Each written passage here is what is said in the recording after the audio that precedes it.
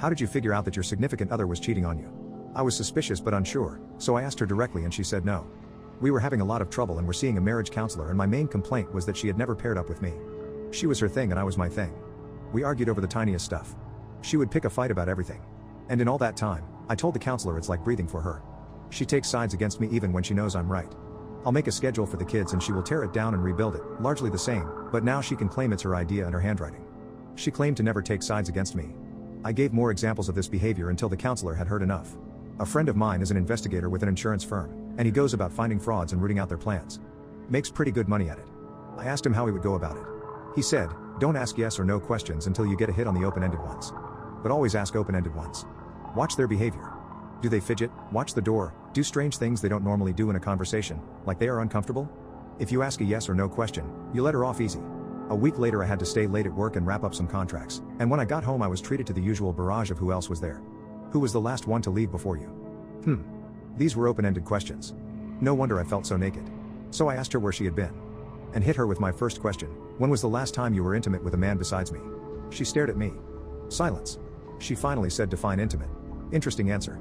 I gave a very broad definition without naming specific forms of sexual activity. Does it include oral? Let me modify my original question. When was the last time you gave oral pleasure to a man besides me?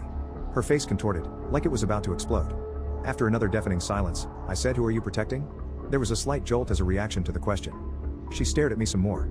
Is he married? She jolted again, like stepping on a tack. Obvious, but she kept control. You said you would give me straightforward answers right away, no hesitation. More staring. Are you afraid of incriminating yourself? Are you protecting his family? She swallowed and the look on her face was like she wanted this to be over. Whether the conversation or the affair, I could not tell. I said, here's what I think. You're protecting him from me. You think I'll confront him, maybe in front of his wife, and you don't want that. You're protecting him because you are more loyal to him than to me. Her eyes misted and her lips quivered, like something was trying to get out, but could not. You're taking his side. Against me. She slowly shook her head and brought both hands to her mouth. Little did I know, all this was an act. My investigator friend said a guilty person accused of infidelity might react in bitterness, but not real anger. They'll fake the anger, but it will die down after the conversation. An innocent person can't fake the outrage of being falsely accused. It can last for days, and sometimes much longer. Last chance to tell me who it is. No response, but when you think about it, she was screaming the answer at me without saying a word. I won't divorce you for cheating. But taking sides with him against me? He must be pretty valuable for this kind of loyalty. You must love him. She exploded into a rant. I listened to every word like a clinician. She ranted on and on until she was burned out. Then I said, I need an answer to the question. You have your answer. She says. Repeat it for me, in case I missed something. More staring. Here's the deal, I gave you plenty of chances to come clean, and you didn't. We could never repair this unless you gave up on these other men. The other men was just enough bait to get her talking, and she talked herself into a hole. She's the type of person who can't stand it when there is a narrative coming from my mouth, she always has to correct it.